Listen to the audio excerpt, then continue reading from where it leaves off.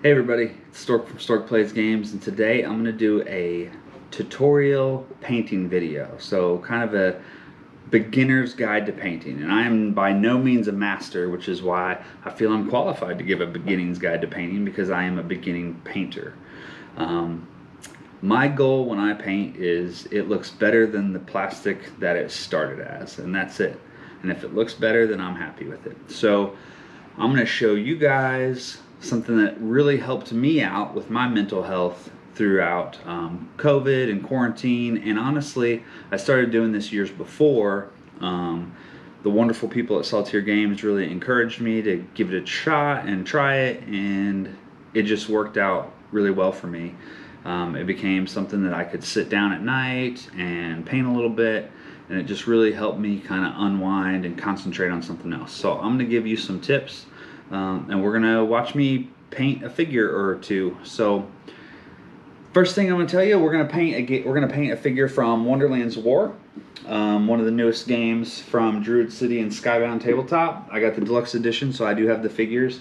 This is an awesome game. I absolutely, as you know, love Alice in Wonderland themed stuff, and this game is just amazing. So we're going to paint something from this game.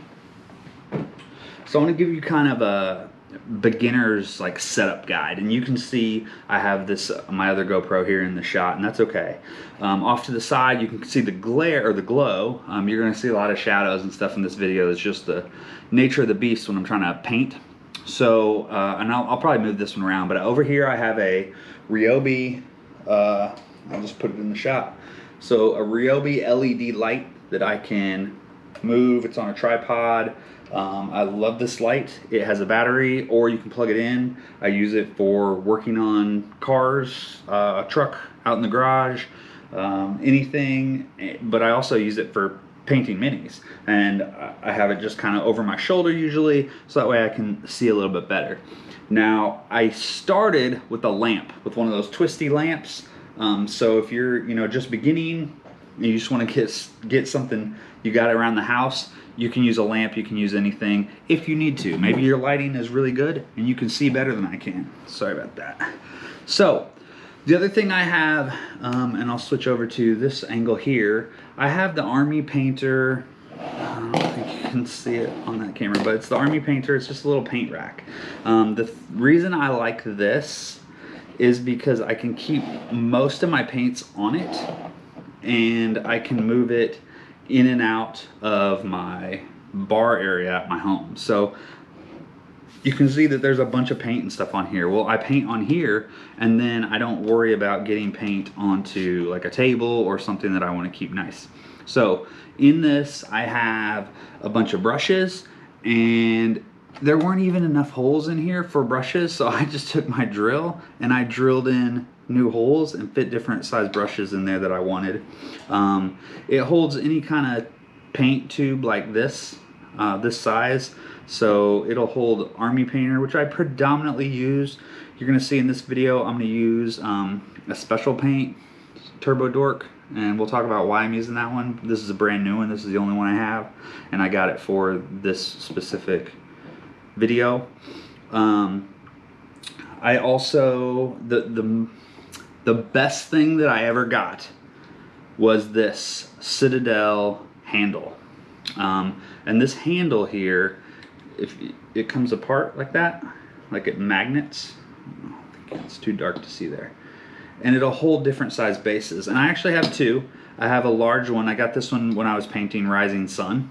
So this one is for really large bases, and you can hopefully see there, but it has different levels, and sometimes it'll snap into this level, or that level, and it just holds them. And this really lets me get in there and paint them at different angles and set it down and things like that. So this has probably been my favorite accessory, painting accessory that I use. Also, I have a lot of different brands of brushes.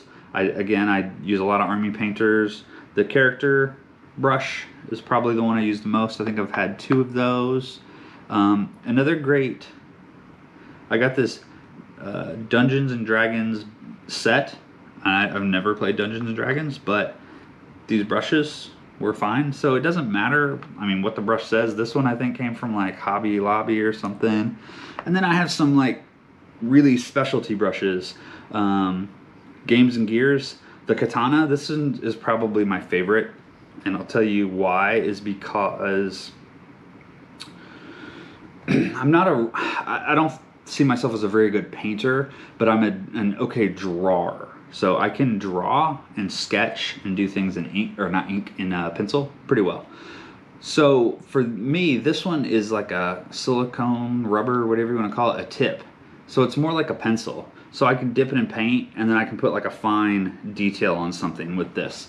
And it's just a lot easier for me. You have to find, I guess, what's best for you in painting. You know, a lot of trial and error, but for a beginner, I'd just get a cheap set that you can get at your local hobby store, your favorite game store, and try that out. I also have this quadruple zero for the tiniest of things. It's coming apart a little bit. So this is, you probably can't even see this on camera. This is the tiniest little brush you can get, but it's for really, really, really fine detail. And I've used it a handful of times too. So we've got an assortment of brushes. I have a few dry brushes. I might do a dry brush. I'm not very good at dry brushing, so I don't do it often. I have a lot of washes, base stuff. So aside from that, I got this. I got my trusty handle, I got my paint, I got my brushes. Paint, let's talk that. Kits. I suggest getting a kit. So let me show you a couple of these. So this is an orange, but it came in a Zombicide kit. It doesn't matter if you're painting Zombicide or you're painting anything. Anytime you can get like a little kit that has different assortment of paint, that's a great way to start. So if you can find any kind of kit at your local store that has, you know, 10 colors or 5 colors or whatever, that's just a great starting point. So if you're a beginner painter, I would recommend doing something like this. And then as you paint along and you just like, oh man, this paint color would be perfect, then you go buy it. And that's where I have this Turbo Dork. So one of the miniatures that we're going to be painting in this video is a unicorn, and this is going to be perfect for the unicorn, I hope. I've never used this before, so it's going to be a first time. The other thing, I just have a junk cup here, and I put water in it, so it just has some clean water. I do have, I bought a little pack of these. I have not used these yet. I have used, not this pack, obviously it's not open, but I've used things like that in the past. So you can get a cheap pack like that. I also have a wet palette. What a wet palette does is it's a wet sponge, and then on top of it is your painting paper. And that keeps your paint fresher longer, because this paint tends to dry pretty quick, and I'm really slow. Like, I'll paint a little bit each day, so the wet palette lets me kind of store that paint overnight and waste less paint. But again, this is a beginner video, so I'm not going to use that. What I normally use, and what I started out using, was I'd just take a page out of the Army Painter book, and I would just rip it and have a little section like this, and I'll throw that down, and then I'll just squirt my paint on that. Or you can use like a playing card, or just something that you don't need, that's kind of junk, and squirt your paint on it, and it works perfectly. The other thing that I always have is my rag here. As you can see, this thing is covered in all sorts of paints, and I just use it to wipe off anything if I make a mistake, or wipe off my hand. Anything like that. So that's pretty much it. I'll show you this too. So this is a kit I picked up at like a yard sale or something. It's just a different brand of paint. I don't like this kit maybe necessarily as much as, you know, some of my Army Painter paints, but it just got me, anytime I can get a kit that gives me a array of paints, I do that. And one thing also with this kit, like with my Army Painter set, they're all up here and I can see that. So with this kit, they're down in some foam. I couldn't see it, so I just took and put the color into the top. So I just took this out and then painted the top of it so I could see the colors a little bit better. from at a glance. So kind of a little tip there if you want to. It sometimes makes it easier to paint the top of the thing. So we are, like I said, we're gonna do some Wonderland's War. The next thing I always do when I'm painting is I get my guide. I'm really big about going on Instagram and looking at what other people have painted. So for instance, last night I did like hashtag Wonderland's War, and I just went through tons and tons of posts of where people have painted it, just to kind of give myself some inspiration of what I wanted to do. Another thing is I do like this. So here is the standees from the game. And these are great starting points as well. And a lot of times, you know, that's really what I want to do, is try to match it to what the artists and the designers had in mind, because I want to play it through that vision. So for this video, we are going to paint the unicorn and the war, whoa, whoops, I'm knocking them out of here. I'm trying not to punch this board. The war marker. We are going to prep the minis, and then we're gonna get started. So let's take a minute and we'll head out to the garage and prime them and get them prepped.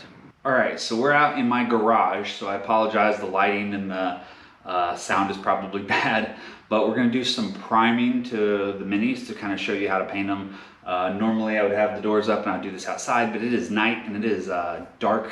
It is storming, it is thunderstorms, it's really nasty weather here. So we're gonna do this in the garage. I may open a door or something to kind of let the air go through, but let me show you kind of what we would do to prep these to get them ready for primer. So I'm gonna jump behind the camera here. So the minis, I'm gonna prime several because I'm gonna paint a few extras, but the minis we're gonna predominantly be working with are this unicorn here.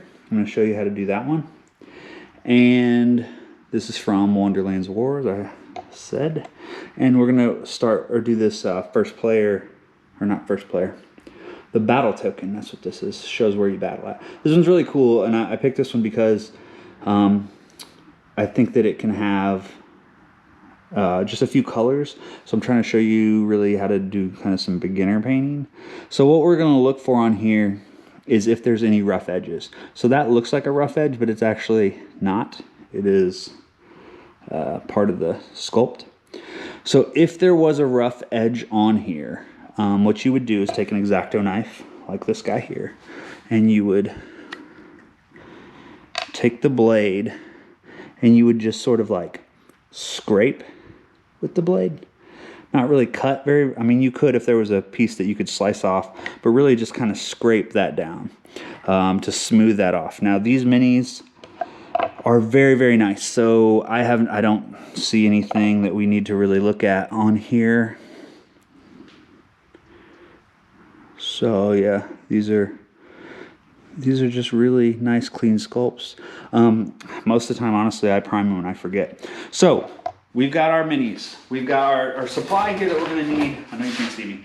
Is I just use an old board or an old piece of cardboard. It's real junky, and you can see all the little circles from where I paint. So what I do is I just keep a couple of these around, and when I need to paint, I use them. So we're gonna use this. I set it over my trash can. You can see my trash can's got some overspray. The other thing I recommend is some painter's tape. Now here's why. I'm gonna show you. So we're going to take a little piece of painter's tape, rip that off. We're going to do the old circle thing we did like when we were kids, and we're going to pop this on the bottom right like that. And here's why. So when I stick this, and I always get them as close to the corners as I can, the reason for that is I can get a better angle when spreading. But I'm going to stick that on there just like that. So you see why it's sideways and doesn't come off. Sometimes the force from this aerosol will push these, and I've had them fall into the trash can in the dirt and then had to clean that up. So let's see here. I'm going to zoom in and we're going to do some priming. So I've got them all prepped. I've got them on this board here. They're taped down. They're close to the edge. These are all the minis that I'm going to do with a white base. I use the Army Painter here. Yeah, I use the Army Painter. This is matte white. I have a bunch of different Army Painter colors. And whatever is the predominant color is usually what I do. Unless, so if I'm painting a person and their face, let me see this one, I'll show you. So on the Tweedles here, whoops. So if I was painting him in like a flesh, I might use the flesh because it's really small and it's hard to get in there with a brush. So if I can hit it with the primer that's that color, then I can paint the bigger stuff easier. So their flesh on this is white, or a white tone. So that's what I'm gonna hit as the base color. So we shake this up real good.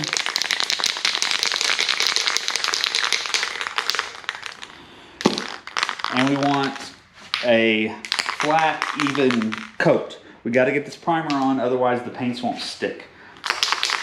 So we're gonna hit this just a little bit. I try to hit it from all angles. I know you're not getting a super close up. I just don't want to get any overspray on my cameras. So,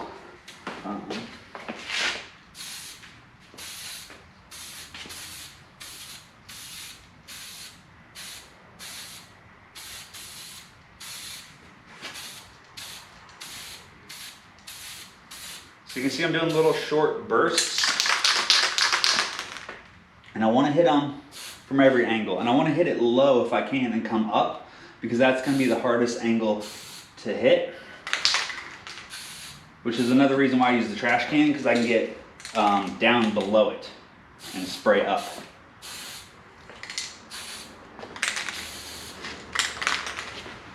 So I've hit it from this angle, I've hit it from that angle, I want to hit it from this angle. Which with this unicorn is the front. So I really want to get in those cracks and crevices. Make sure I've got somewhere for that paint to stick to. Whoops. Got a fly or a bug flying around here. Okay. And then the last thing I always do is top. I want to hit top down. Which is most of the time where you're going to be looking at the minis from top down because you're playing. Alright, so those are on there. Let me take a quick look. Pop this paint over here. So let's take a look at these. See how they look. So, see those look to be covered, and we're looking, see, look under here. You probably cannot tell, but that is not got primer on it under there. So we need to hit that from this angle, which is good that we can do that now because we have them taped down. So we'll come back to Humpty Dumpty. Let's look at the rest of these. March Hare looks pretty good, even in the ears. Or no, I'm sorry, that's the White Rabbit. And Dormouse looks good. And then our ones that we're going to be working on for this video is the Battle Marker and the Unicorn. Those look really good as well. So we're going to take this, set it back up here, and I'm going to try to get underneath there.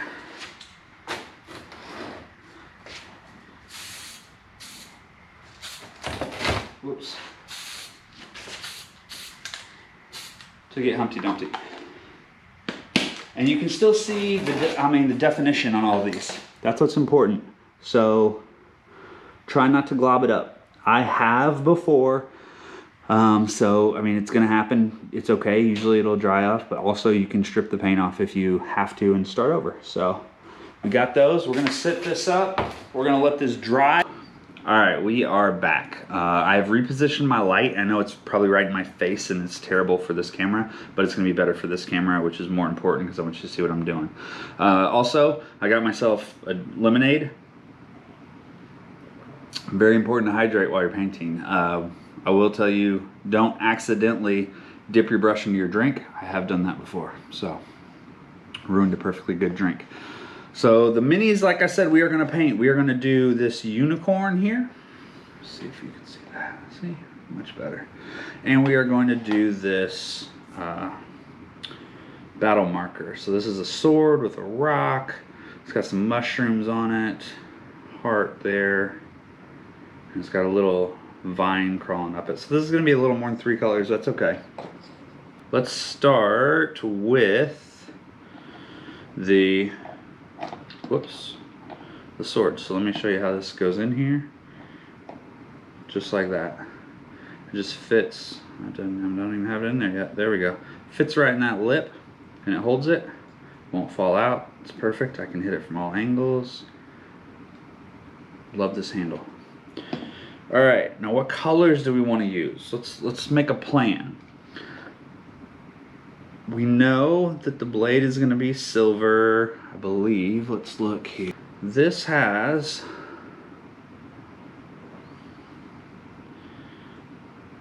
it's really hard to tell in this artwork, but we know we have a stone, which we're going to do in gray. We have a blade. It's got silver. We're going to do some gold on here. We've got red. We've got some brown with a leaf. And we've got some mushrooms, which we can do in a couple crazy colors. We've got our hilt. It's kind of a white, which we may just put a wash on that. So let's start with the rock, and we'll get the rock painted, and then while we're letting the rock dry, we'll do a little bit on the unicorn here. It's probably been about an hour and a half since I primed these. They are not wet. Like I said, it does dry fast. So I'm gonna grab Dungeon Gray, and that's what I'm gonna use. And you wanna shake these up as best you can. I'm very low on Dungeon Gray because obviously I use it for a lot of stuff. I believe I have, I thought I bought a new one somewhere.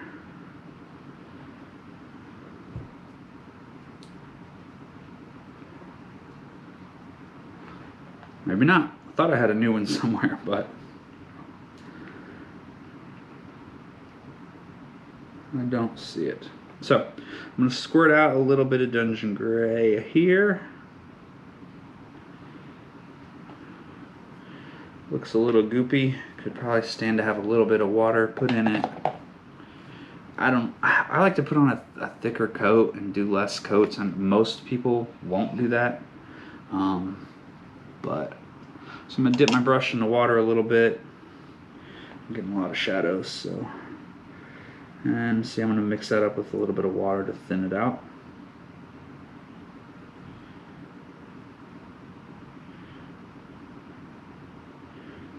There we go. Great. And we're just gonna start putting this on here. So normally I would start probably with silver in the middle, or the gold in the middle, because you want to paint sort of inside out. That way if you mess up it's easier. But this gray is just around the bottom, and I don't think it's going to be a problem if I make a mistake. That I can, I mean, it's gray. I can just fix it very easily. It's easy to match. If I was doing a mixed color, that would be a different story, because it's really hard to match a mixed color. Sorry for the sniffling. A little allergies tonight. And we're just putting that on there as thin as we can, or as evenly as we can. Trying to cover that up.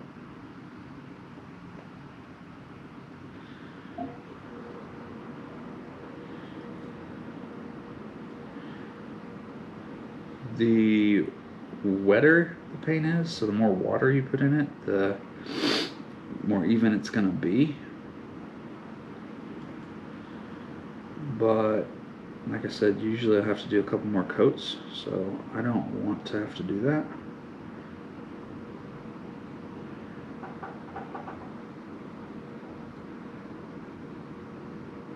And right now I'm using the Wargamer character brush from Army Painter.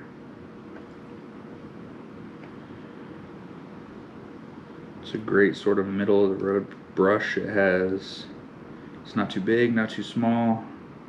You can paint most everything with this.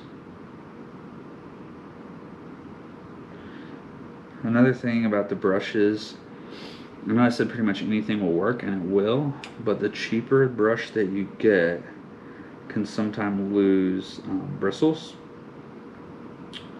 and they'll get stuck in your figure in the paint, and you don't want that, because then when you take them out you have a line. So I'd say probably any brush from a game store, hobby store, well, not a hobby store, not like Hobby Lobby, but like or Michael's or whatever, you know, a game store would probably be a good brush.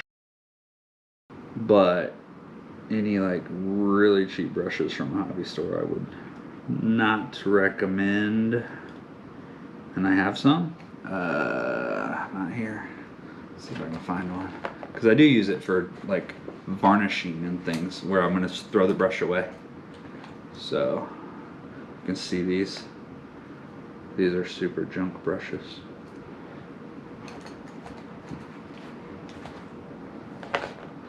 Okay, so we're getting in there pretty good.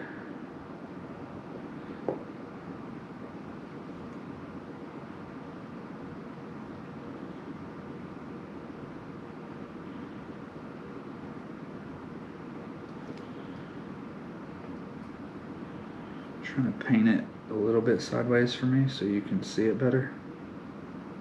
Don't know what kind of angle you're getting there on that camera.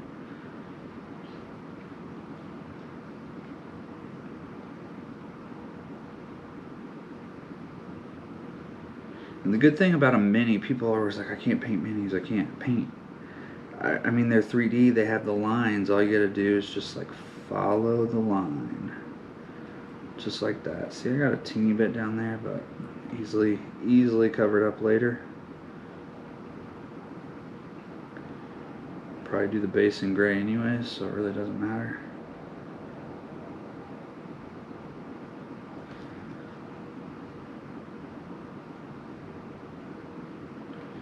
So we're getting in there.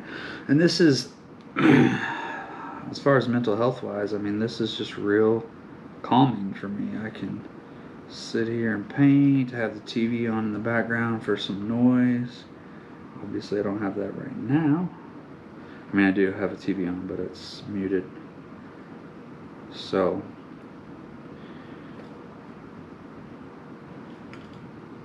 and you're gonna see at the end when I put like a wash on this, it's gonna bring everything out and make it look so defined. And you're gonna say, wow, that is easy, I can do that.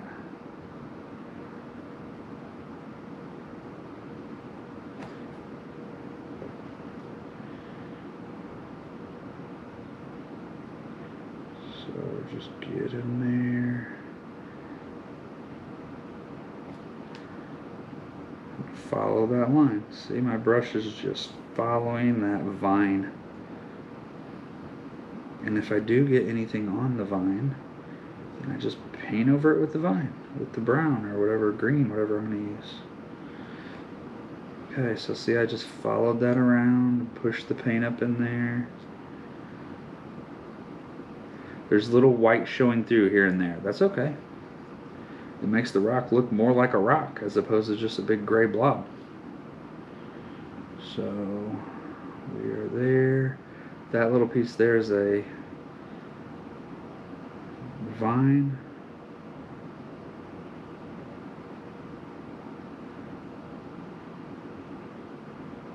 Beautiful.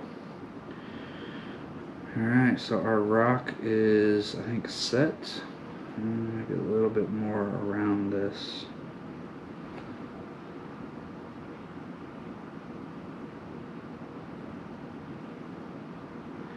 Around the bottom of that mushroom. There we go. I got a little bit on the mushroom. I'll just bring that back down when I paint the mushroom. So I'm going to take this, I'm going to throw this into my water. I'm going to swoosh it around. This is where my rag comes into play. Don't leave your brush in the water because it can soak up the water and it'll split. So wipe my brush off with this rag, and then I always like to kind of pinch and turn my bristles to keep them tight. Perfect, like that. Okay. Now that one's good, and we're gonna let it dry. So we'll set this down here, and we're gonna pop in the unicorn. Take a look at the unicorn. So the unicorn is very easy because it is white pretty much everywhere, and it has this color shifting, color changing tail and mane. Even the hoofs are white. We'll probably change that. I think I want them to be a color. But let's, we're gonna mess with this Turbo Dork. So this Turbo Dork is a special paint. It's called Mother Load. It's a water-based acrylic, and this one has specific steps. Shake well before use, which you really should with all of them. Make sure tip is clear, so obviously. And 3, must be applied over white undercoat. That's what we did. It was just a white undercoat. Some of these Turbo Dorks tell you to do under a black. Both the ones we're painting today are white. Normally it doesn't matter. You can paint whatever you want and then prime with whatever color you want and then go over it. This one specifically says to use a white. And then this one says paint 3 to 5 thin layers with airbrush or hand brush. So we are going to paint layers with this one. Normally I don't like doing that. I know that's how a good painter would do it. I'm very impatient. So normally that is not what I would do, but we are going to do it to see if this turns out. Because ideally this should, and you probably can't tell on the camera, maybe this one, it's going to shift from these colors. So we're going to put that out, maybe a little bit more. There we go. Set this over here, and I'm going to grab my a little bit bigger brush because this is just a bigger area to paint. So I'm not gonna get it wet this time because I don't know if I'm supposed to with this. And we're just going to brush this on. And immediately that's glittery and looks really good.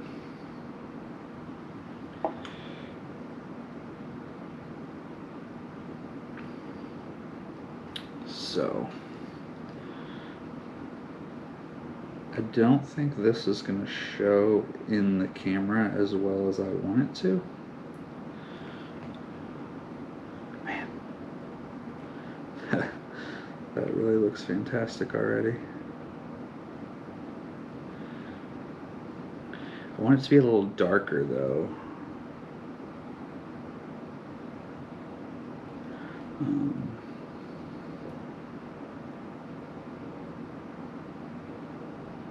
And this is a little thick, so I'm just going to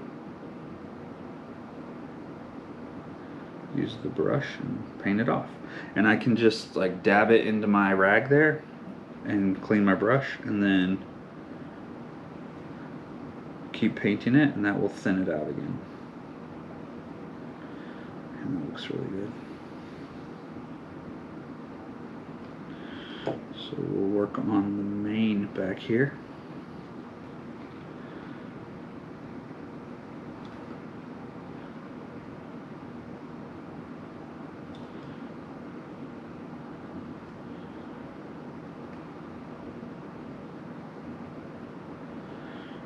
And the reason I'm going to do 2 minis, one is because this one's going to be really simple to do,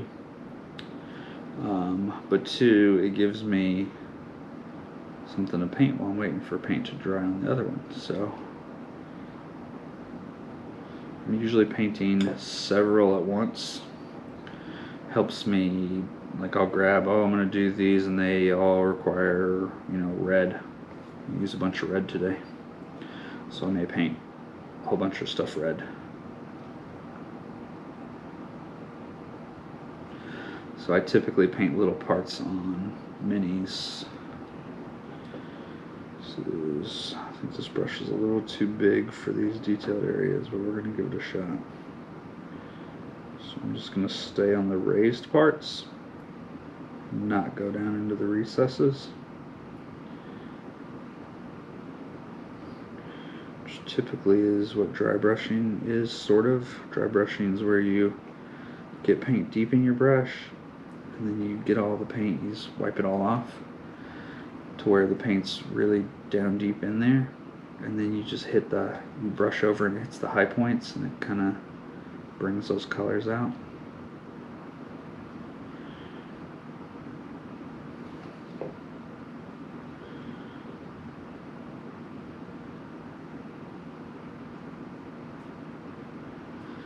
I like this a lot.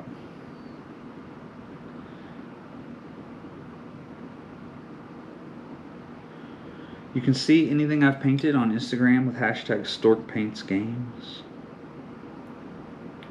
Again, I'm not the best, guys. That's not what this is about.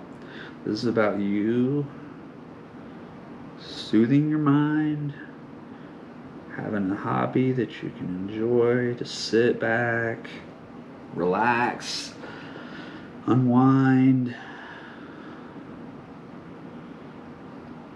kind of disconnect from the world, and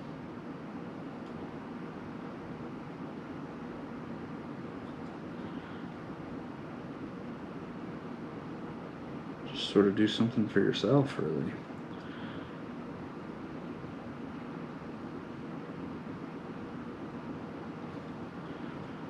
I like the relaxation that I get while doing this, satisfaction. That looks so good. I'm gonna try to block my own light here. I don't know if you can see that or not. It just has this shimmer to it. It's so cool looking. It does color shift. It's not a lot though. It's not a lot. I don't know if I'm supposed to put a wash over this. I doubt it. I am going to call the store tomorrow and ask.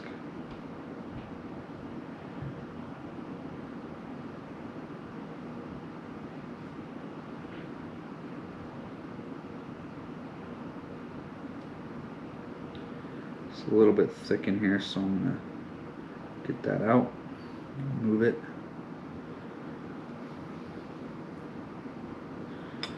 Put some more back on the tail here.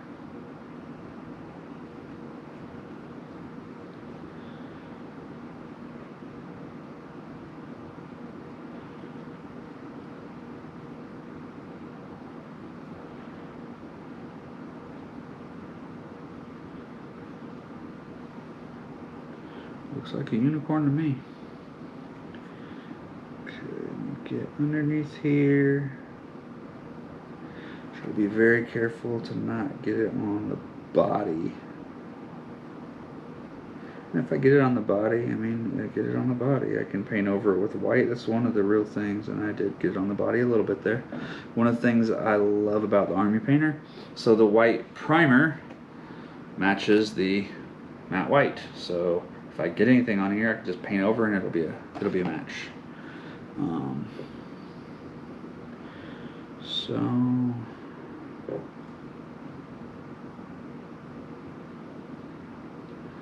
Plus, if the mane is glowing, there's probably going to be a little bit of glow on the body, just the way light works. So there we go. We're going to leave that one there, I think, for now. Still feel it's a little thick right here, if I can get that out of there.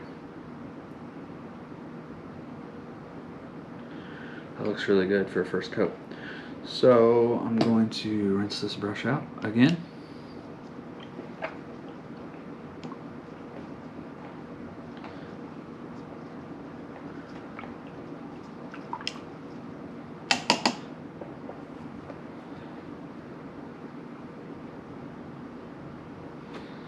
Okay, and I'm going to wait for those to dry. Now I could easily paint around this gray. I could paint, the red. I could paint the hilt. I might as well do that. Let me paint the red real fast.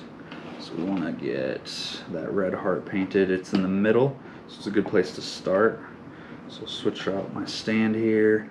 Let's go with pure red.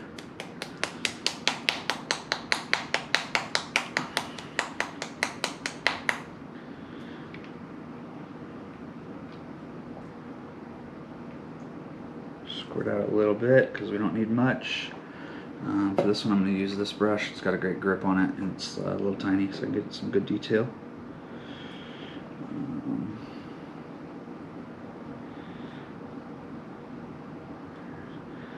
This, oh no, I really should paint the gold first. It's fine. I'll paint the red, we'll do the gold, we'll come back and touch up with the red, but I know that I'm going to get gold on all this stuff, so because there's no way for me to get in there with the gold and not get it on the heart. It's okay. Show you how to do a touch-up.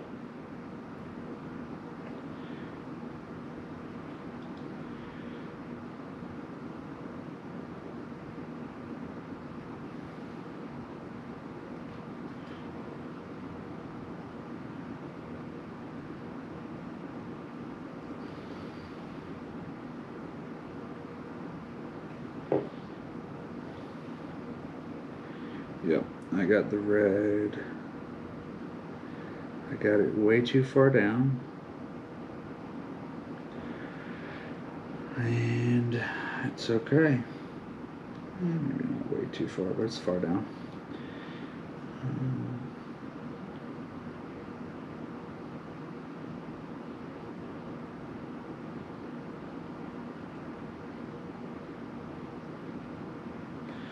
And then there's hearts on here. No? Here? Where's the hearts? There's hearts, yeah, here and here. There are real tiny hearts there and there. It's okay, we're not going to paint those right now because we know, again, with the gold, I'll just hit these high points in red.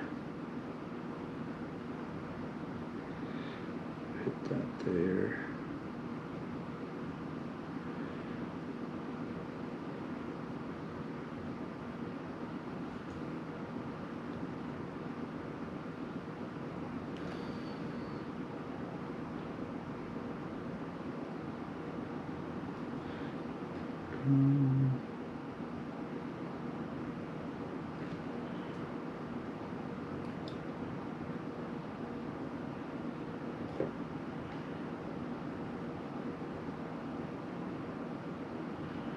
Okay. Good enough for now. So we're going to hold off, let that dry. We're going to definitely hit the gold next because I really got to get it into all those intricate little details there, and then the silver probably will be after that, because then once I hit the silver, then I'll be able to cover up with all these things. So little mistake there going with the red, but that's okay. That's why this is a beginner video, and show you how to fix mistakes. So we're gonna let this stuff dry and we'll be back at it shortly. All right, we are back. It is the next day, so I'm going to pick up where we left off. We're gonna do a couple things here. We're gonna fix the gold that we messed up last night. I'm using Army Painter Bright Gold. And we are gonna hit a lot of this sword right now with this gold.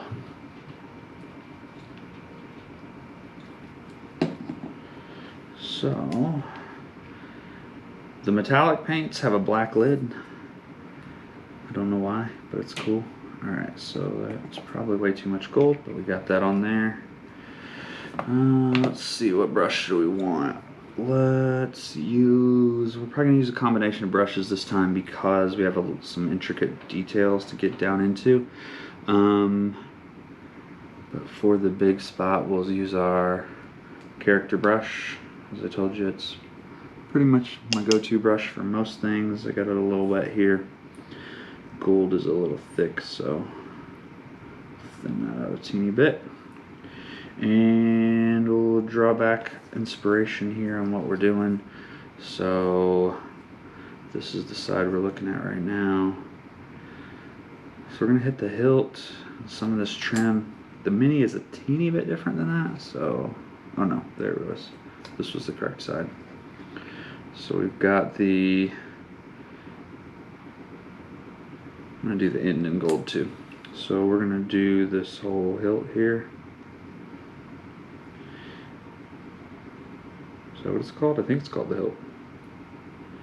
Another thing I like about painting, as you can see, this is the next day I said that, and I have been out doing a lot of yard work stuff today. To my son's soccer game, and then I can just come back, paint a little, go do something else, come back, paint a little more. This is gold. Gold is not covering very well. Probably gonna have to do a couple coats of this gold, because there's a lot of little intricate details on this sword, and it's not really getting down in there very well. I don't want to goop it up. Don't goop it up. We're going to paint that gold too.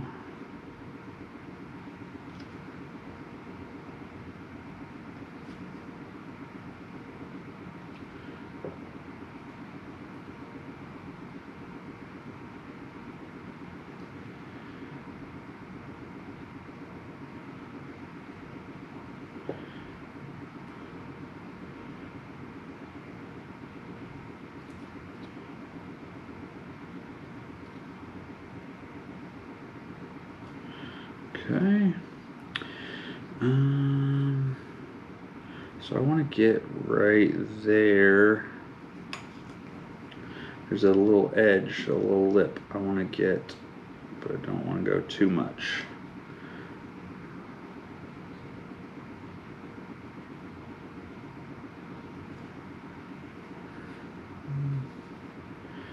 It's pretty good.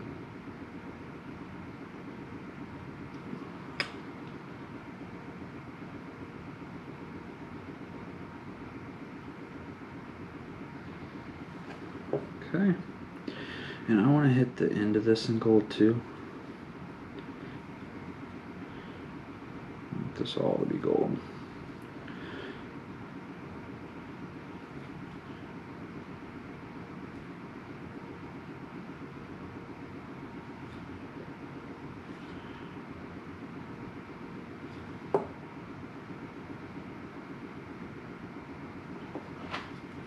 See how with this handle I can do lots of different angles. I know some people tape it to like kind of corks, or I know like a pill bottle, like a prescription pill bottle, empty one, is about the same size that you could tape a mini to it. But I really like the handle. One reason is these edges, so I can set this down if I'm trying to get that edge and really get in there. Because sometimes I'm a little shaky and I don't want to mess it up by holding it. So if I can steady one part of it and only have to worry about my other shaky hand, then I'm doing better. Underneath here, I am not getting it at all. So I need to get under here. Whoops. Don't drop it. And then there's a raised piece here. I'm going to try to hit it with the side of the brush. Just barely.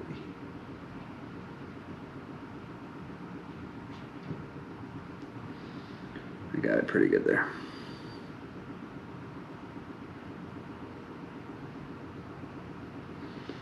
Okay. So this piece down here I want to get also. This is going to be tight, so I'm going to use a different brush. So we're going to rinse this one out. I'd say one of my bad habits is I try to just force it with the same brush. When I want to get into little tight spaces, I'm like, I can do it with this brush. I don't want to have to rinse a brush and do another brush. So we're going to use this little bitty guy. This is the Insane Detail Army Painter brush. This one is real little. And we're going to do some insane details, so that's why we're going to use it.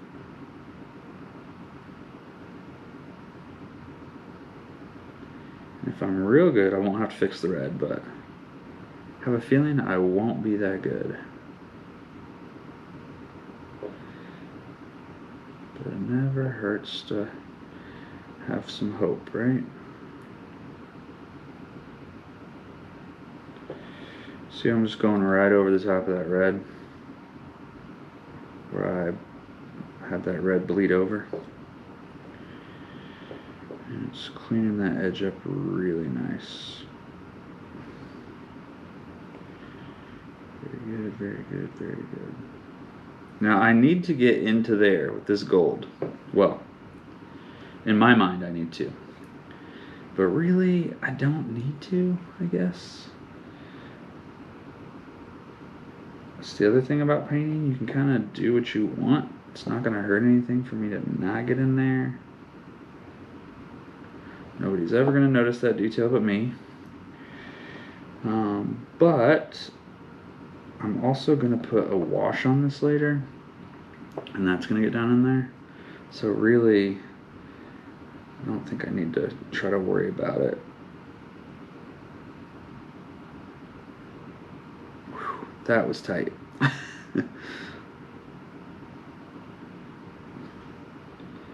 Yeah, I think the wash is going to go into that little recess I'm talking about right there between that heart and this big heart. So I'm not going to risk messing up the red by doing that. I am getting a little gold on the blade. That's okay, because we're about to paint the blade gray. So we're going to use metal plate. So we're going to paint it silver. So it's okay if I get a little bit on it, because we're not going to see it. We're going to paint over the top of that. And that's kind of that lesson I was talking about, painting sort of inside out. Which is why doing the red when I did the red was a bad plan. But thus far it has worked out. We are running out of gold, so I'm going to put some more down.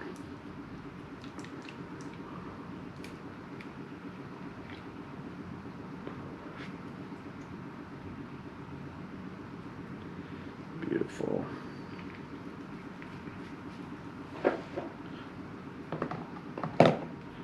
Okay. And we're going to start getting in on this side with this. Around the other heart.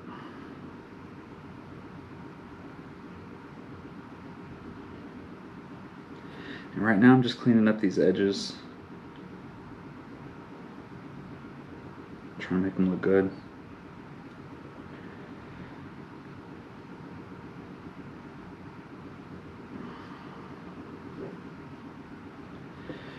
Makes it look like I've got good clean lines.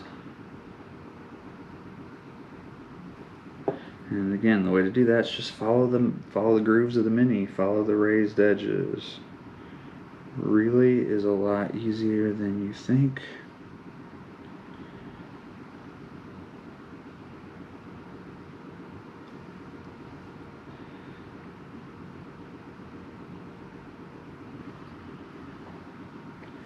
And let's say that you don't have the patience to do this, or the steady hands. Just, I mean, you could paint this gold and then just do the big heart red. I mean, nobody's gonna notice that little heart's not red. It's okay. It doesn't have to be. It's gonna be your version of it. I like to try to copy pretty much what it looked like in you know, the book, the movie, the game, the art, whatever, but that's not, a lot of people don't do that, and a lot of their stuff comes out looking so cool. If you are that creative person, then, you know, do that. That's awesome.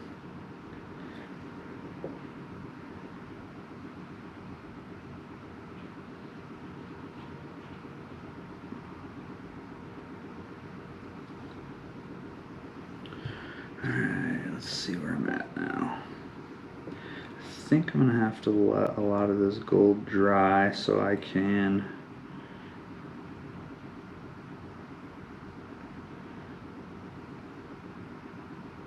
put on more coats. get some of these high spots.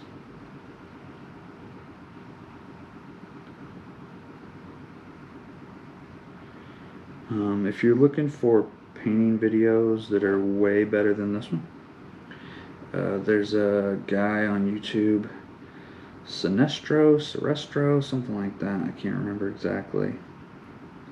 Paints like a lot of Fantasy Flight games. Imperial Assault is what I was painting and was watching his videos, and he is really good, but I say this but because a lot of people are intimidated, you know, to watch a painter that's really good and try to copy them or get pointers from them. But he breaks it down so simple and so easy, and a lot of times, like, he'll have, I don't know, 6 steps, and I'll use 3 of the 6, and then I'm still happy with mine. It doesn't come out exactly like his. Like, for example, I want to say I did Darth Vader, and I used his tutorial video on how to paint Darth Vader, but he put like this red glow from the lightsaber to make it look real, like it was really on, and I did it a little bit. It didn't look anywhere near as good as his, but I was still really happy with how it turned out just by using the other techniques he used. So if you can watch a video and modify it too, is a good idea. Just do, you know, the simple steps they do.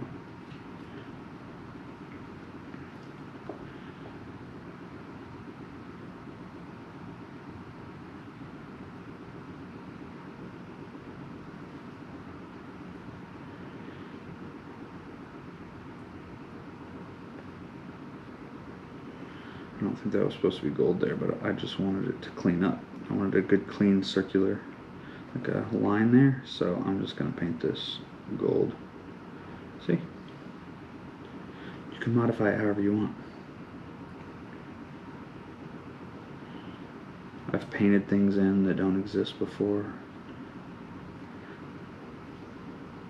because I either thought they did exist or I wanted it to look that certain way. I think I'm starting to get this starting to put too much on. I need to let it dry.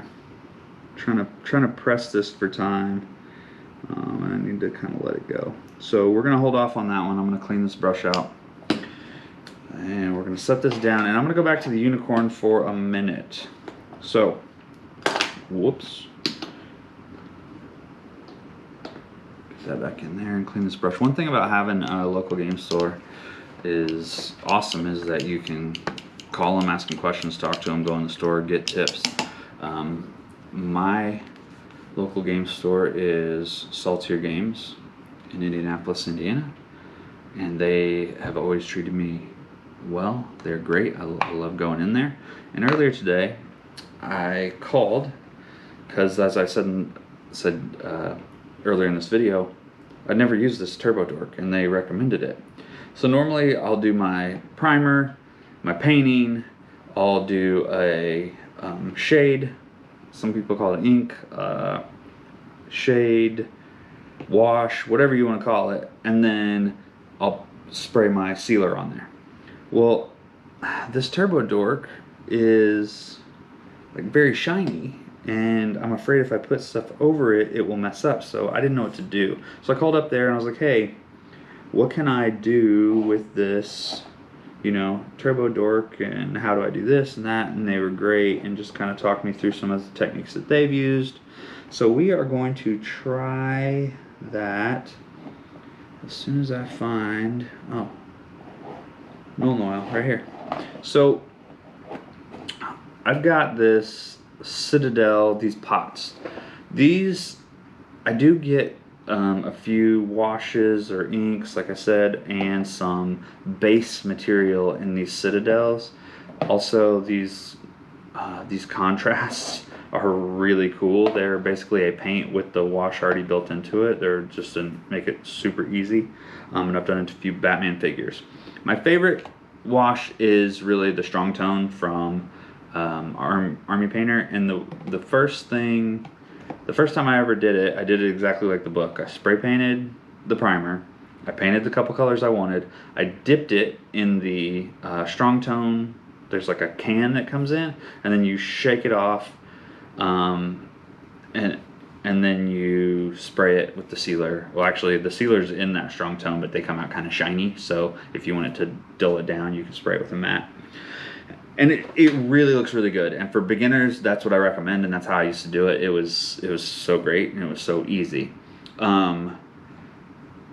Sometimes I just want to put it on, like with this unicorn, I just want to put it on the recesses. I want those other spots to not look dingy. And if I put this strong tone all over this like I normally would, then this unicorn is going to have sort of like a muddy look, like a dirty fur to it, and I don't want that for this one. Normally I do like that, but for this one I don't want that. And what I want to do is take this Nuln Oil, and the reason I like the pots, even though I like that strong tone better, the reason I like the pots better is because I can dip right out of the pot.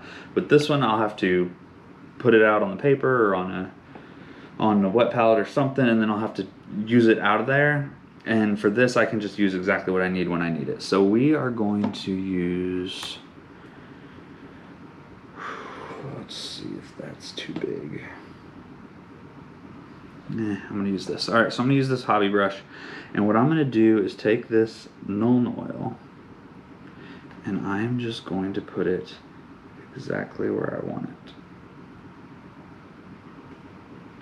The reason you put the wash on these is because it makes it have that shadowy effect and brings out the 3D in the figure, which is the whole point of having a miniature, is that they're 3D.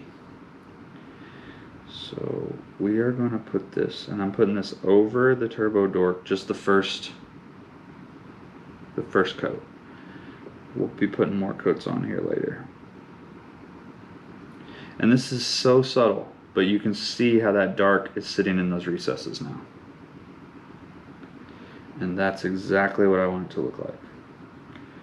I want it to have a little bit of dark recess, but not a lot.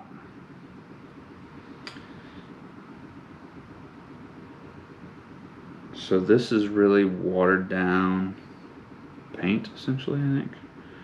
And it just will pool in those lower spots.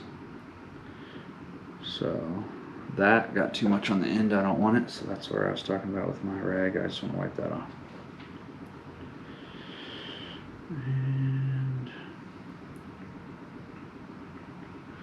I'm going to put a little bit here.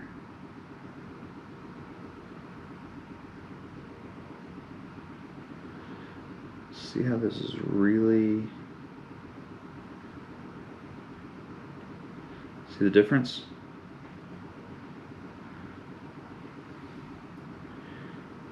You can actually see it there, and it looks like it's 3D, which is what it's supposed to look like, because it is 3D, as opposed to just one solid color.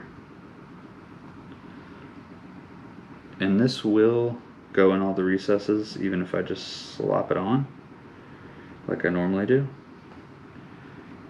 But because this is special paint, and this unicorn, I want it to look really pure white, I'm going to just dab this on where I want it. And just help control it a little bit more.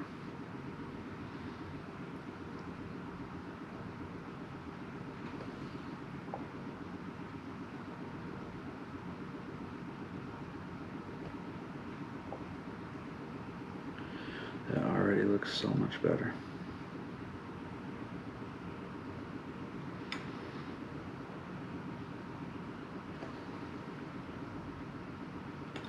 And then when we put the next coat of Turbo Dork on, we're not going to really put it on the recesses if we can handle it, if we can help it.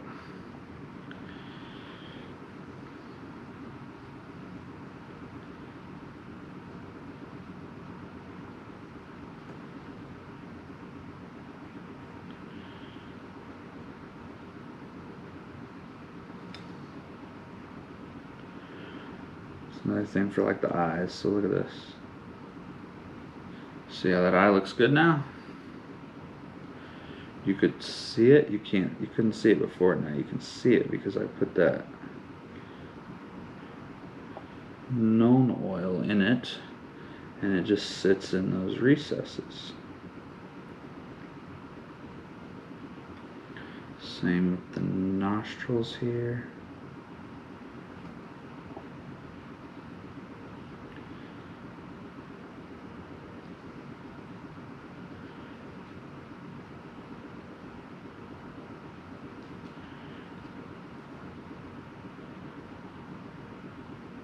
That brings out the rings on the horn that we could not see before.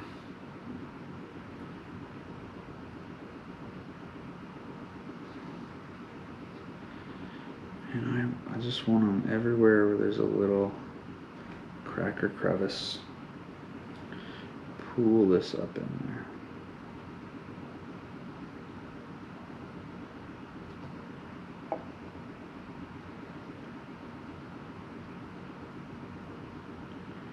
With the sword, we're going to do this a lot easier. We're just going to slap it on there.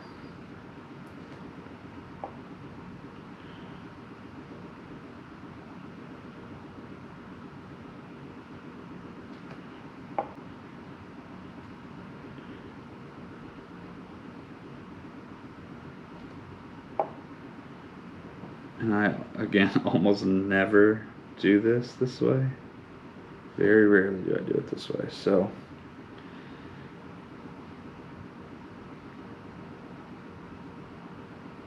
I would not say that if this is turning you off to painting right now, that this is something that's necessary. Hardly ever. Because technically it's never necessary. But just look how good that looks. Really brings out that hip muscle on the unicorn.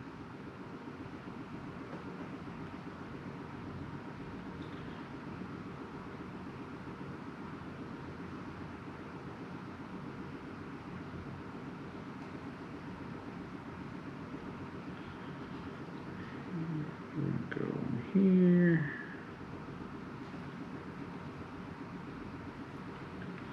So I think you get the idea. I'm going to finish this up and not have you sit through this whole thing.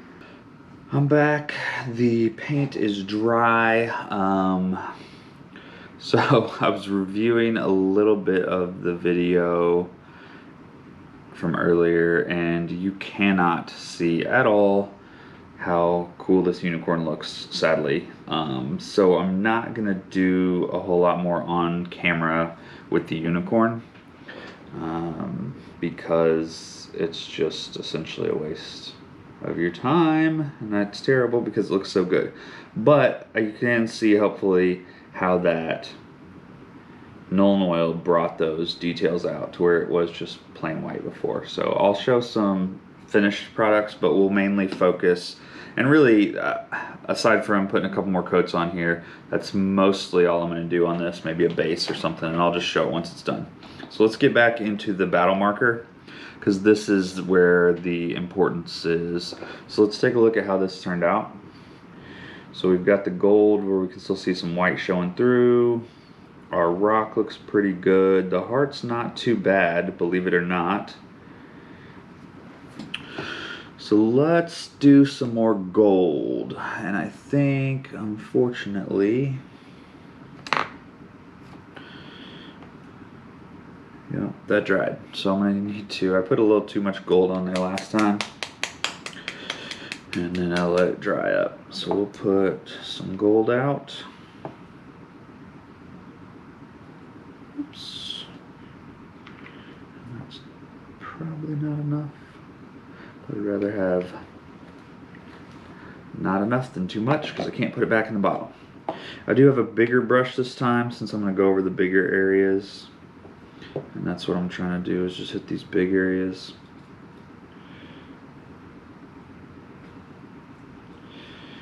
And hopefully this video is going to move along a little quicker now that we're further into it.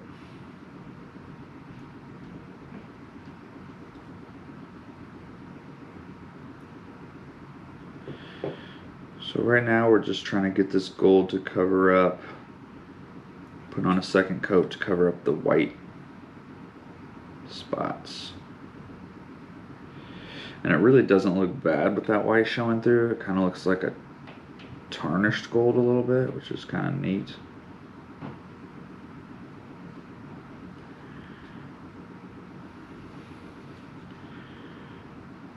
So we're going to hit these spots. That's covering up really well.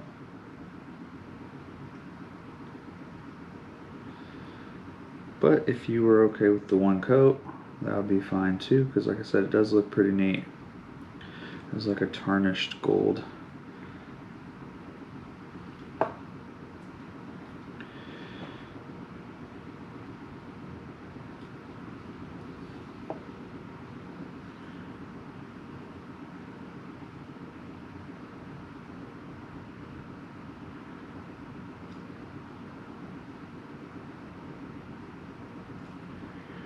This isn't going to be perfect, but I think it's where I'm going to leave it at, because I do like the look of it.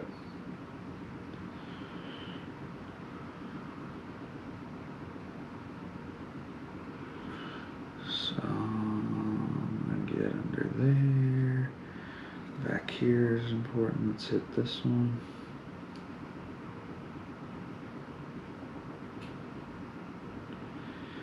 And as I've been stating, the most important thing is that I'm enjoying myself, having a good time. Which I am, because I know the end result is I'm going to enjoy the game more. And that, I just really enjoy the game so much more when the minis are painted and they look really good. And it to me, when people come over and play my copy of the game with my painted minis and they really like it and they're getting more enjoyment out of it because it's painted. I've had friends actually have the same game as me and have them ask me to bring my copy over so they could play with the painted ones. So I like that. It makes me feel good. Yeah, that looks nice. Alright, we're going to rinse that off. We're going to leave that gold for a minute. So right now, I can probably hit the silver on the blade. I think I can fit that in there and not interfere with any of the gold that we just did. But I am going to need a fairly small brush. Not super small, but pretty small. I'm going to use this metal plate.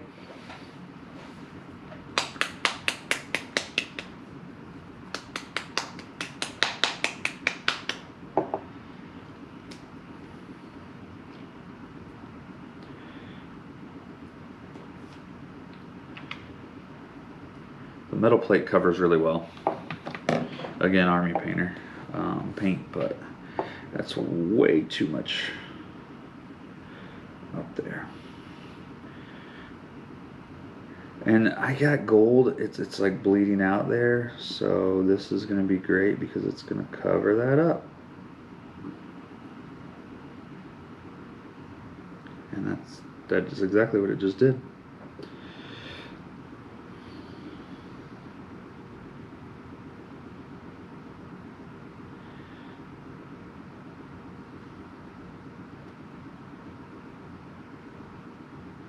So I'm kind of following that groove around, letting the paint just sort of go where it wants to go.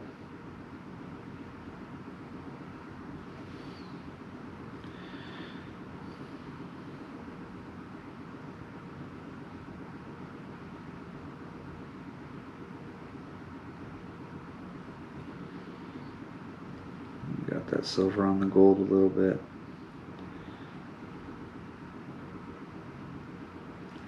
Don't think it's enough that anybody's gonna care though.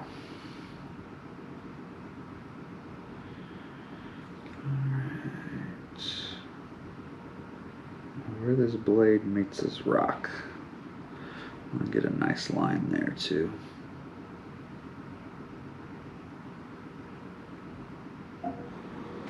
Looks looks good. We've got a tiny little detail in here. Wow.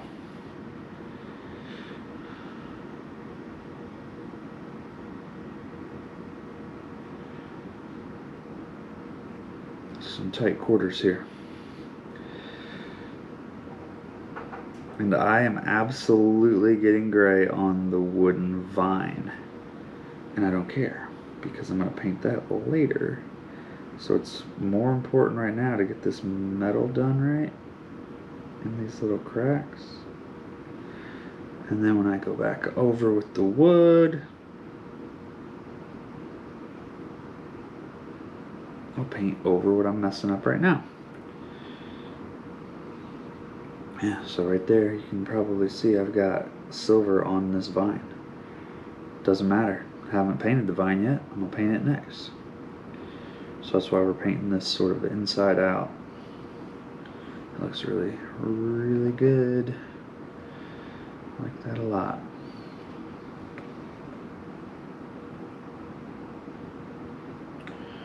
Okay, and again I've got a bunch of silver left over. You know what? No, I said I wasn't gonna, but I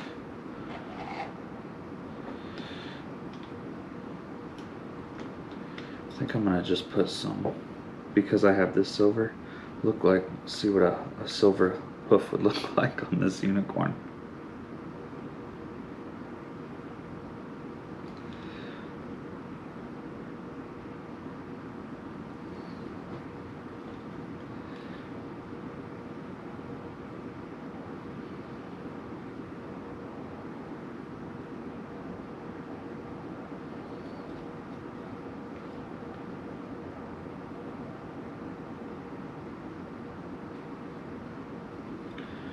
I think it looks pretty good. So I'm going to paint these hoofs on this unicorn, and then we'll come back to the battle marker. I'm done painting the hooves. Is it hoofs? Hooves, I think, on there. So now we're going to get a mushroom. We're going to paint these mushrooms. I want to do one, I think, so on here, let's take a look at here. We have, it's sort of a purplish one and sort of a reddish one. I think I want to do one. I'm trying to decide between alien purple and toxic boils. I think I want to do alien purple, and then I'll highlight it with the toxic boils and put the dots and stuff on it, which isn't really a beginner kind of thing, but like I said earlier, if you want to take parts of what I'm doing, perfect.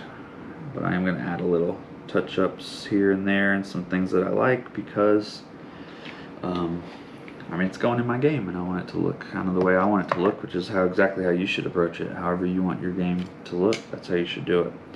So we'll take this back to my character brush, and let's hit this one out here. So we're just going to paint this whole thing purple.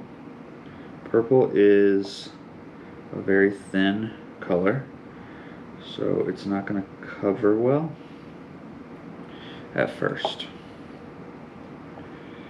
But since we're covering gray, where I made the,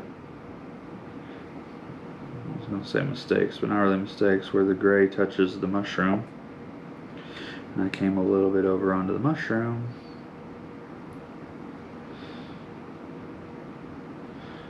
So, very nice.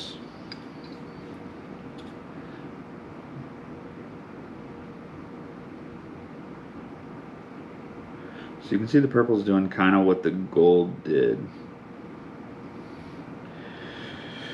where you can still see a lot of the white through it.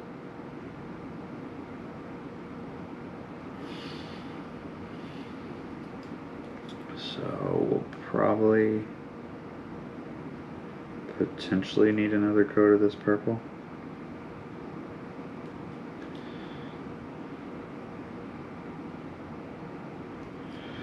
But we'll just see what it looks like once it's dry. I don't like that stripe across the top. I don't want it to dry like that. So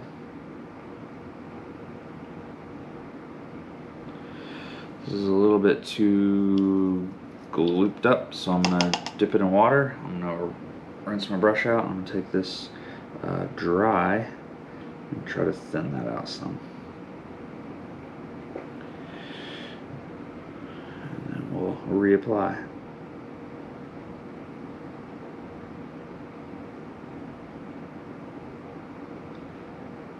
And that's much smoother. So let's get under here.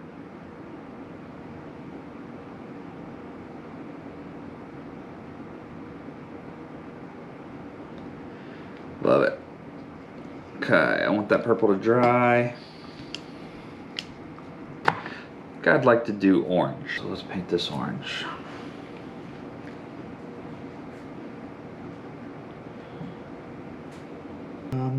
We're gonna stick with the character brush. And this orange. It's a little thicker than normal.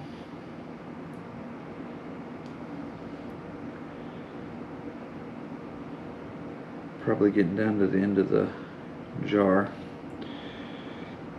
And that's why it's as thick as it is.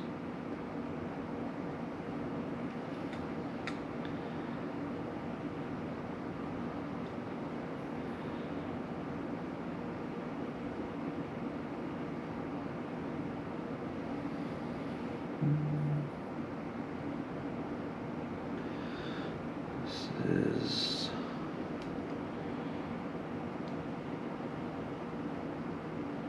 not really going on as great as I want it to go on. It needs some water in it.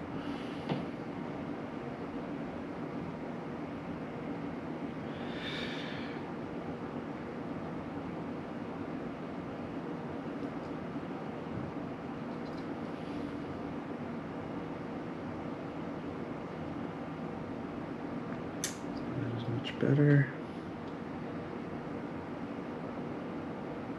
If I can hit these little tiny spots without making a mistake.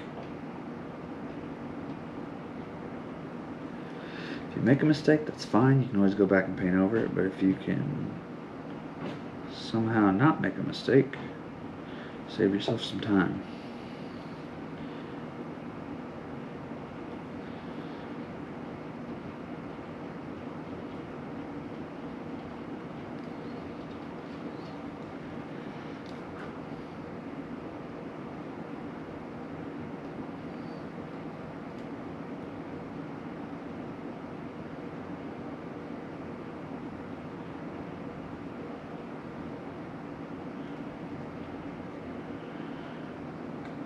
Okay. What to do about that? So I got a little line there. Uh-oh. So my orange is a little wet, so it's running. So to make sure it doesn't run where I don't want it to run, I'm gonna set it down like that.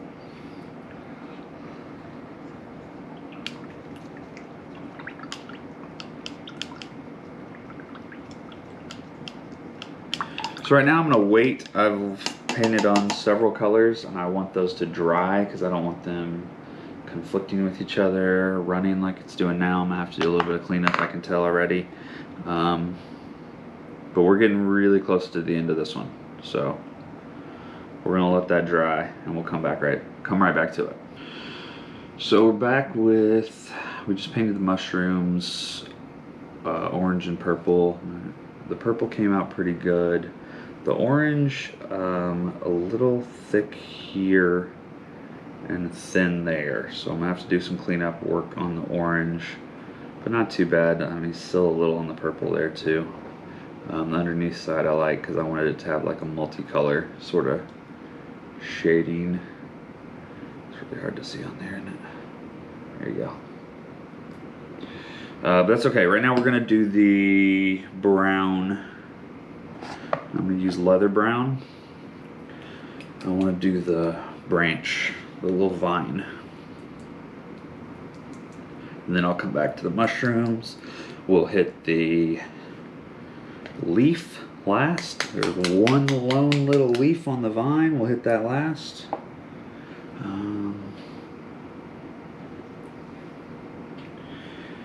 And then we would be ready for shading, which is where you're really going to see this thing come to life. So this is a tiny little vine. We're going to need a little brush or a fine brush.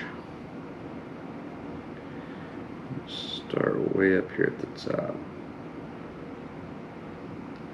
I could do this whole vine in green. It would look good like that too.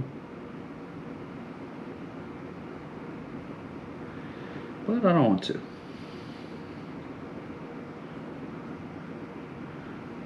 looked really good. And this was the spot, if you remember when I was talking about in the prep, right before we primed, where it kind of looked like it was a rough spot in the mold, and it wasn't. It's just the tip of this vine.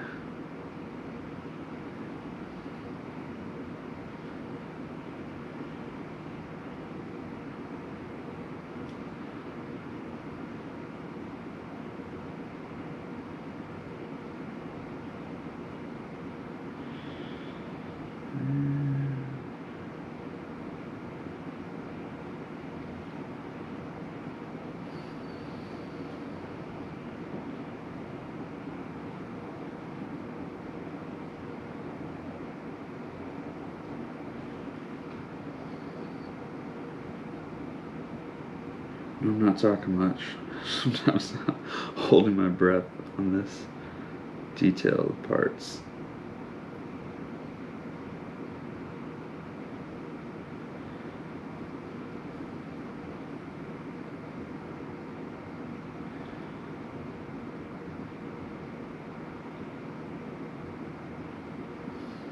Get in there.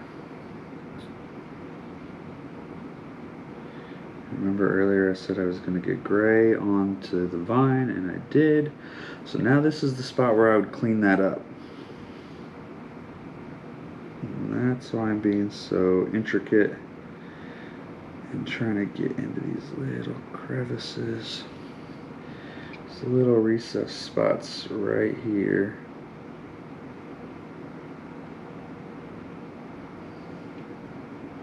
Good.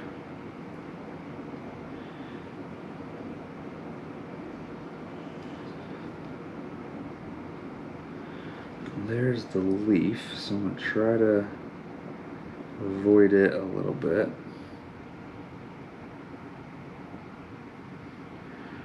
Unfortunately, it's kind of hard to tell what's the leaf and what's the vine.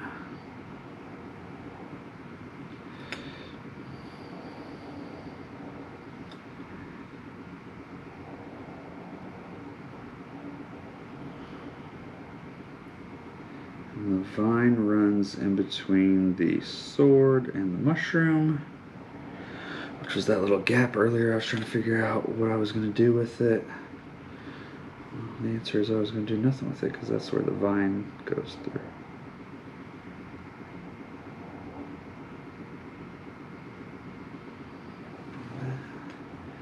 Yeah, that went through pretty good. I think I'm probably up on the mushroom a bit, but we still got to do some more orange so I can clean that up if necessary.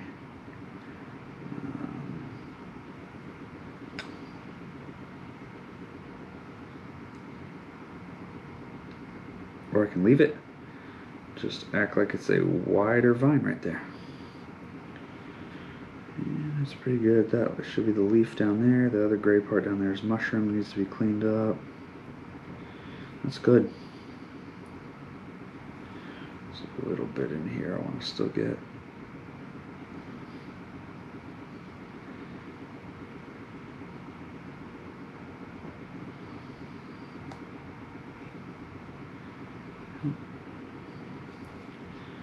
That looks nice. I like that. So we are going to clean out this brush. actually gonna give that just a couple minutes because that'll dry pretty quick, and then I'll be able to clean up the rest of the stuff around it. I'm gonna add some new purple. I'm gonna add those toxic boils once I get done with that mushroom, and I'm gonna add this fluorescent to this mushroom, see if we can get a little glow on this as well. I think that'll look really cool. The brown's dried up, it's only been a couple minutes. And now I'm gonna put the green on. We're gonna use green skin from Army Painter. It's a little watery. Probably didn't shake it enough.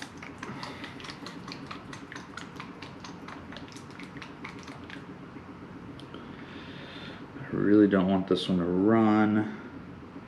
It's a little better. Because of how small it is, I would have to redo quite a bit if this thing runs. So let's find a brush. We'll go with insane detail. I think I could probably use a bigger brush, but play it safe.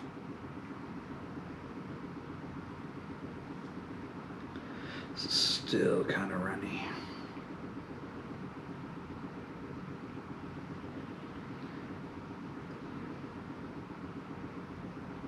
Safe thing to do is going to be put this on, set it down, let it dry, and put on another coat.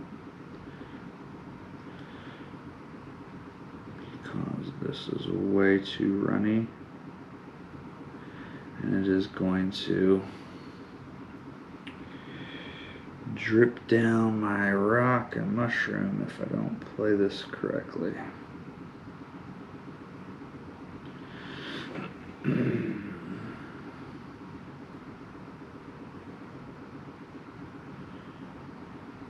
Yep.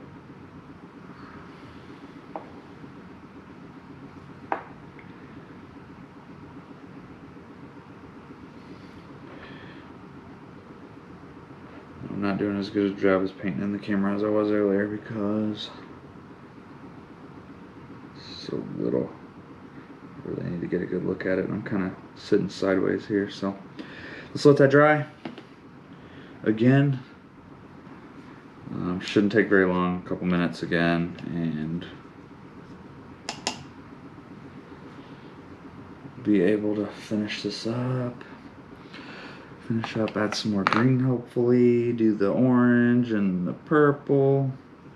I wonder if I can do, I'm going to try to do this purple. I know I keep changing my mind, but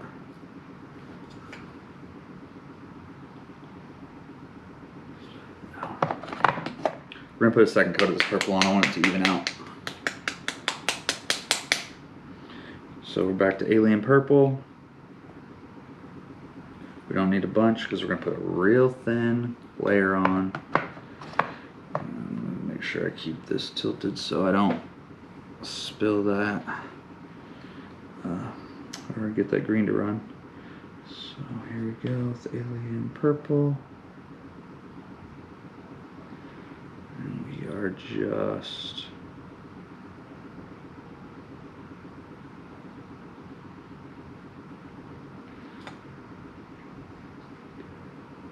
evening this out.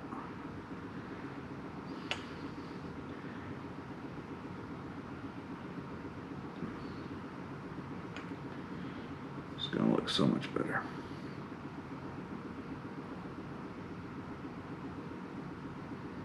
I like the two-tone, but I want to put up a different purple two-tone, so that's why I want to even this out, because otherwise that other purple I don't think will look right on here. So I'm darkening up the top. This bottom, do a little bit around the edges here.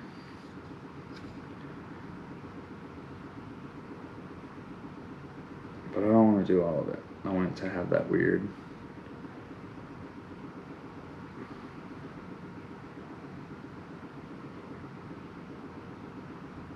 Yeah. So I still left it kind of two-tone under there. Rinse this out. We'll do the same thing with the orange. Green actually might be dry by then.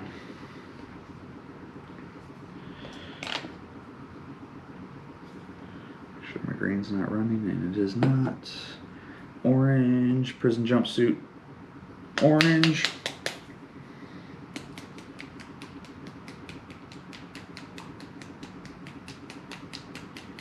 If you really get into painting, there's a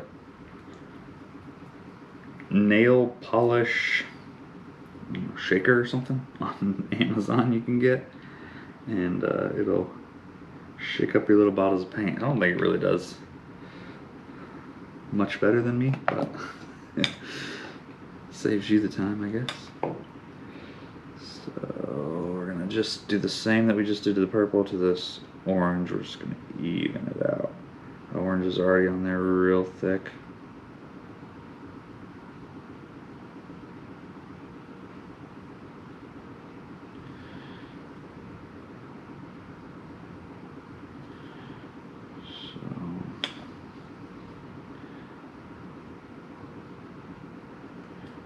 Not much we need to do here with this orange. Come down here where I've got it on the rock. Just sort of square that off a little bit. Make it look more natural.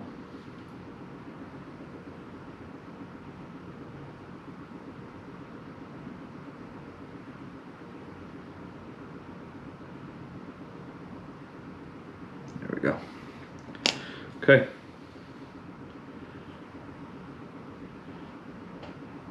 This is looking really good. So for real this time, we're gonna pause. We're gonna go ahead and give it a shot on this green.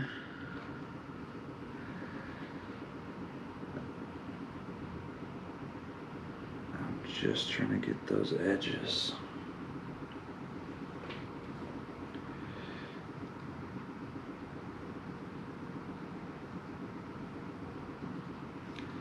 White edges, it did not stick because how watered down it was. I want to make sure I hit those.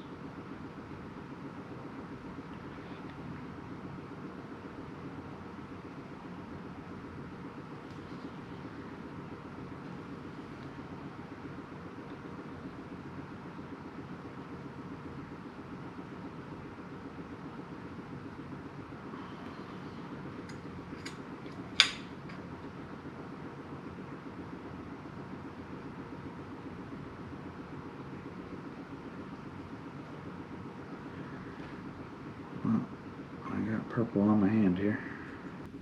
Well, the orange and the purple have dried. It's all dried. I let it sit overnight, so we're on another day here, and everything looks really good. I'm gonna hit it a little bit more here. We're gonna touch that leaf up a tiny bit, and then we're going to put a couple spots on these mushrooms. So let's do that, and you know, we're almost done. So we've got a few final steps to do, but those are the easy parts. So the painting, the middle part is the hard part.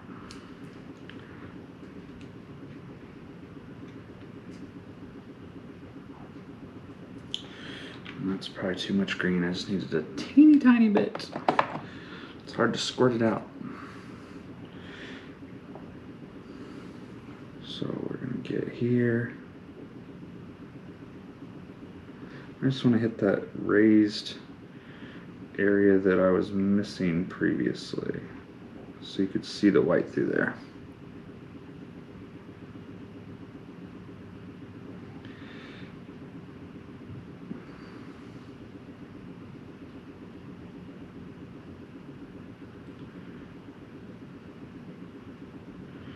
So not much, that's done. And let's see if we can add some fluorescent orange.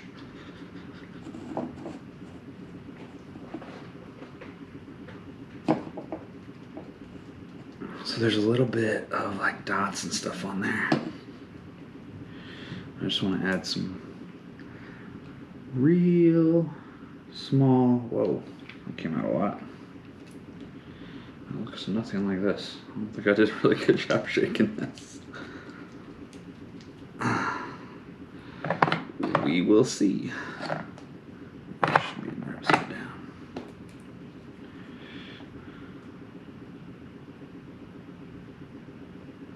That really doesn't look fluorescent at all.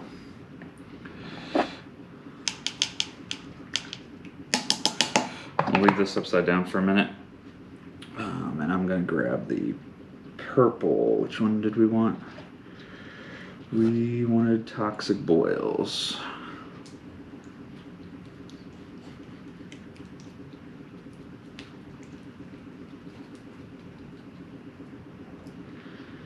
And put a little dot of, oh, that's super watery.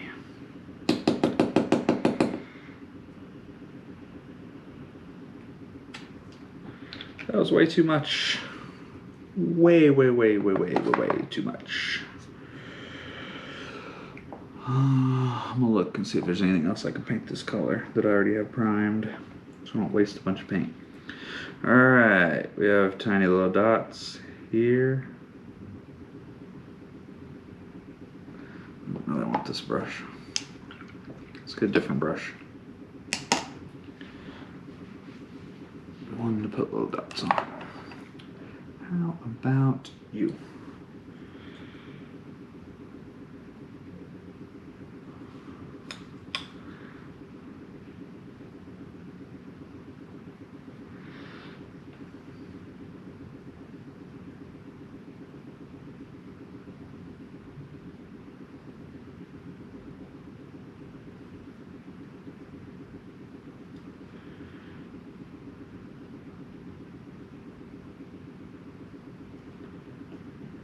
So all we're doing is putting tiny little dots of paint on here.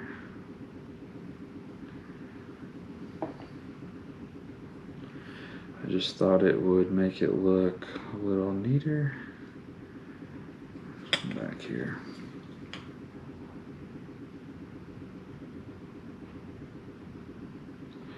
And this is a step that you definitely don't need to do. If you don't want to do it, don't do it.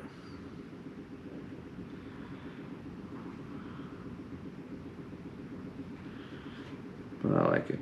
So we're going to leave that as is.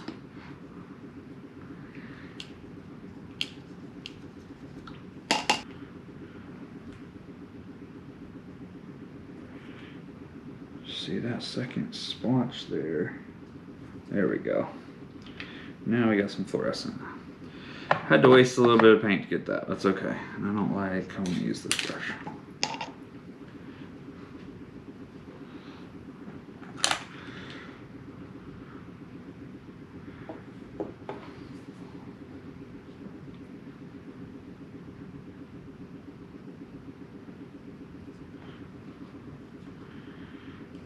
Just want to find those little dots. They're on here.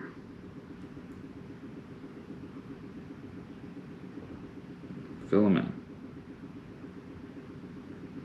And I'm hoping that when we put the wash on here a little later, put the shade on here, it will go into those holes as well and bring these out a little bit more. This one I'm just going to put another dot. It doesn't have it there, but I want another dot, so like I said, you can kind of modify your painting however you want. So we got one I'm gonna put out here too. I really like the orange. I think that looks really good. Okay. Finishing touches on that are done. We're gonna let that dry for a few minutes. We'll be right back. We'll put some wash on this guy and we'll be done. There's some gold still kind of thin in here. That's okay though. It wouldn't kill it to put another coat of gold on there, but I like how it looks, so I'm not going to do it. But again, your discretion. So we'll take a look and see what we got. So this came out really well. I like the fluorescent orange especially looks really good. The purple is neat too. The purple, I have a purple shader that we're going to use, so green's ready to go. Rock still has some spots in it, which I'm okay with, because I'm going to fill this in, as you're going to see with this tone, the strong tone. So we are where we want to be with this. We've got everything painted the way we like it. I left this white, and you'll see why here in a little bit. And we're going to put some strong tone. We're going to cover almost all this in strong tone, and you could cover all of it in strong tone if you wanted to. Here's the strong tone from Army Painter. But I want to, like I said, with the mushrooms, I really want them to stand out a little different and look weird and Wonderlandy, so we're going to do those a little different. So this is similar to earlier when I used on the unicorn, but instead of doing it out of the pot, we're going to put it on here, and there's quite a bit. And we're going to use a bigger brush this time, so we're going to take a regiment brush. And we're going to get a lot on here. I like a lot. So, as you'll see earlier when I was doing the unicorn and I was just barely putting them in there, we're gonna just pretty much put this everywhere. So we'll start here on this gold, and you can immediately see that going down into those cracks and filling them in. And as I was talking about earlier, getting around that, I want to get the air bubbles out. Getting around that heart, I don't really need to do that because that just fits right in there. And where I messed up a teeny bit on this, around the gold and got it on the handle, it's not going to matter because this is going to fill that in. You're going to see me blowing on it a lot because I'm trying to pop the air bubbles. Because I don't like the air bubbles like that. They will leave, they'll dry exactly like that and leave that little ring. I don't like it. So, and as I said earlier with this spot of the gold, I want it to look tarnished. And I knew I was going to put this on heavy, so it was okay. See how that contrasts there? And I'll probably take some of that off here in a minute, but for now, that's what I want it to look like. This heart, we've darkened it up, we've given it some depth. I want to do that here. Whoops, I'm going to be very careful around this mushroom. Look at the way that brings out that rock.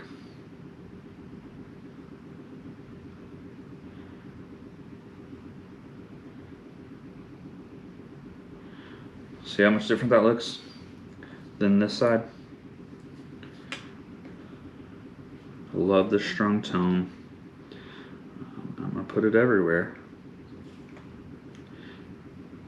I mean, it's a rock. It can be dirty. The only thing I don't want on there is that air bubble.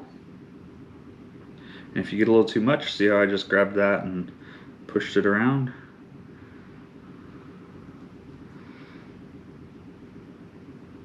It's exactly what I want this rock to look like.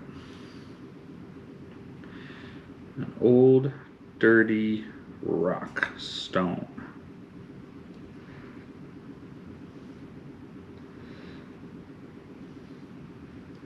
It's another reason why I left. Oops. So those white specks, I don't even know if they'll show up on camera, just look like, you know, tarnished spots on a stone. So what at first can seem like an imperfection can easily turn into something better. So don't be afraid when you're painting. Really, the wash will cover up most mistakes. Man, that looks good. I got a little bit much up here. We'll take a little off. We'll redirect it.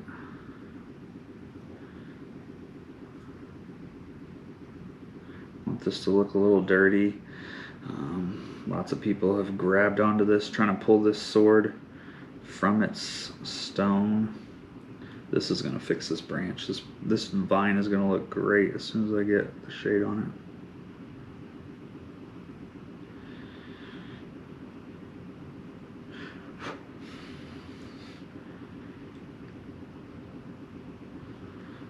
that on there really thick. Same with this leaf. I really hope that you can tell on camera just how well this leaf is going to turn out, because it just looked like a blob of green before, but now you can actually see the definition in that leaf, and you can see the line in the middle.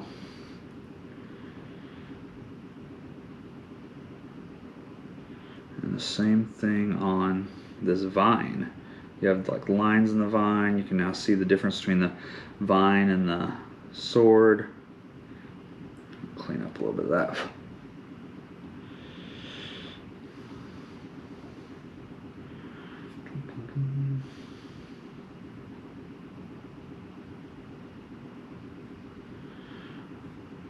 Looks really good. I'm very happy with this so far. So I'm gonna rinse this out a little bit. There's a few spots on there that are a little dark. I want to undo, so I'm cleaning my brush. See, that's a little dark in there. So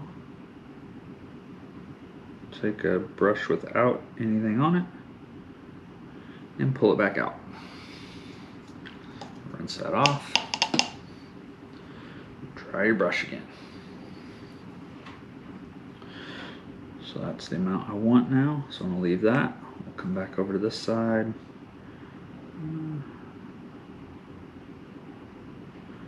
I'll put a little bit more on this side actually. That's good.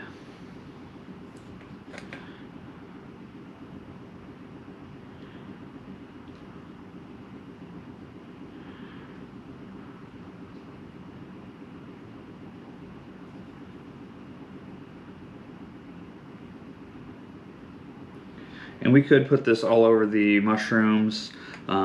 It would darken them up a bit. They would look really good. But I'm going to try, and you can kind of see that in there. Maybe. In there where the where it got on the underside of the mushroom. And it would look great, honestly, if I just put this underneath the mushroom. But I want to try, like I said, these other colors. See if we can really brighten those up.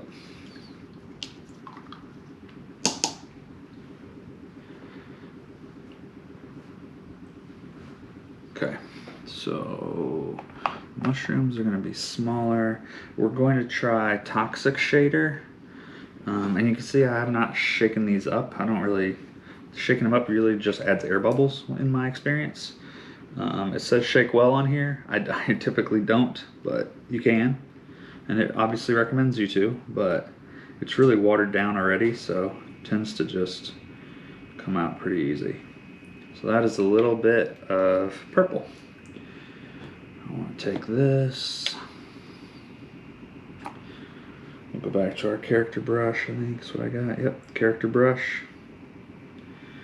And we're just going to go over this purple. And what this is going to do, in all those recesses, it is going to sit and dry. But it's going to sit and dry purple.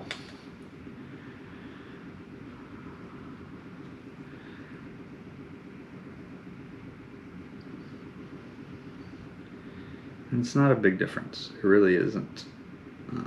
It would have been just as good to paint this with the brown strong tone, but just wanted to try a little something different.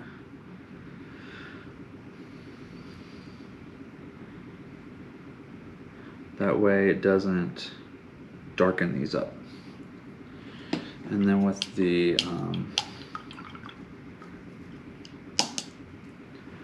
orange, we're going to try Jumpsuit Shader, which is a red, but it's made to go with that prison jumpsuit orange, which is what we used. And it should, now this one does look like it might need to be shaken up a bit. So everything's kind of settling to the bottom. You can see that. Some of these are old. Some of these I hardly ever use, because they've been sitting for a long time.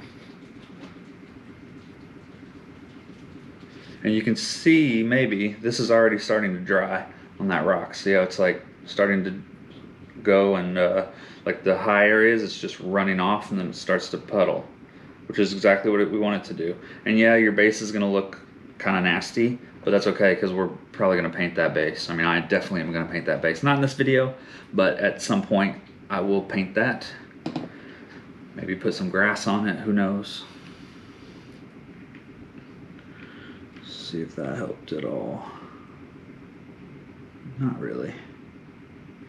I just used a lot of that, way more than we needed, but I needed to get that out, and this is obviously at the end of its life, so oh well.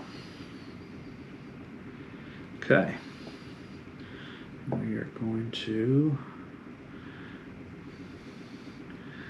start underneath here.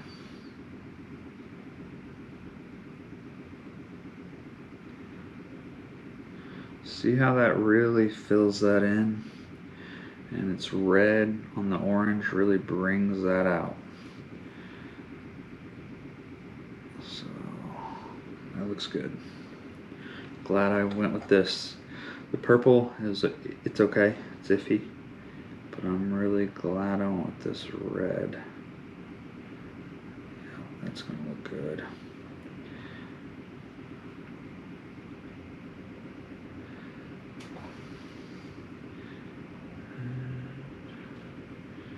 That looks great. So now what I'm gonna do is take this brush again, and I've just cleaned it off, and I'm gonna take it off of some spots, because I want it down in that crack. I want it in the recesses, but I don't want it to cover up that fluorescent orange we worked on.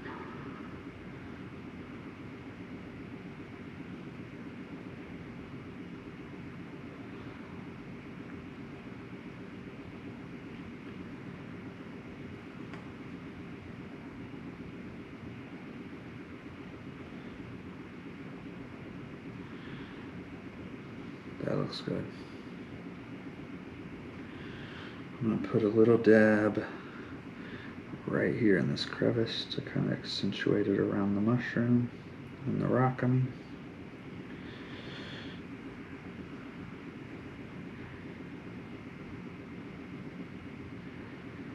That looks good.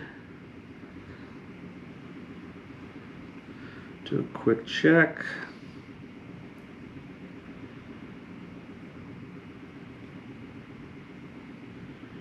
That looks wonderful. And let's say there was a spot, oh no, I didn't want it to be, you know, here on this rock. Just get your gray back out and paint over it. You can do that, it's okay. It's okay to still paint after you put wash on. This is the order that I normally do it in, but just do whatever's best for you, whatever works best for your model. And let's take a look. Here we go. See how we did. So this side, I think I'm in my own light there, sorry. I think it looks pretty good.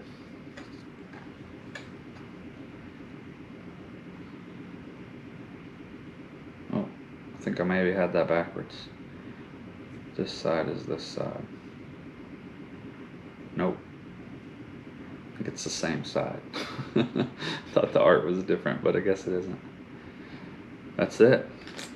So there's one more step. Normally what I would do is I would take a spray can of anti-shine or anti-gloss matte finish, and I just hit this to seal it up, and then it's good to play with, because this paint, actually, if you just keep touching it and touching it, it'll rub off. But once you put that sealant on it, it won't. So I'm not gonna do that yet, because I want to, like I said, I want to do the base at some point. So I am gonna save this until I finish that base off. But that is the last thing you would do. The other thing you can do, and I probably will on this, is you can brush, instead of spray painting that, you can brush that on. I have some here. So here I have anti-shine matte varnish, like I was just talking about, and I have gloss varnish.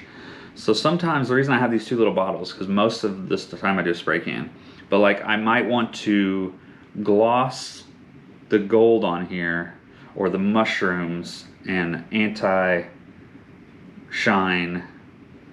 the rock. I don't want a shiny rock, but I might want a shiny sword. So you can also brush these on and do the same thing essentially as the spray paint. You just let you control where they go. So that is it for our video wrapped around painting and beginner tutorial. I know this one was a really long one, and if you stayed to the end, thank you. Remember, we're doing this to give you some ideas, some hobby ideas around mental health.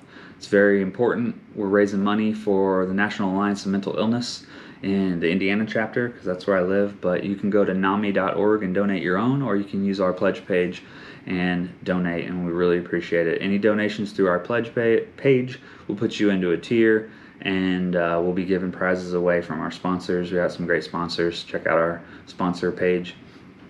And you know, it just do what's best for you as far as mental health. But this is just, we want to bring you some content to give you some ideas, some, you know, alternatives, things like that. So thank you so much for watching. As always, come play a game with me, and I'll see you next time.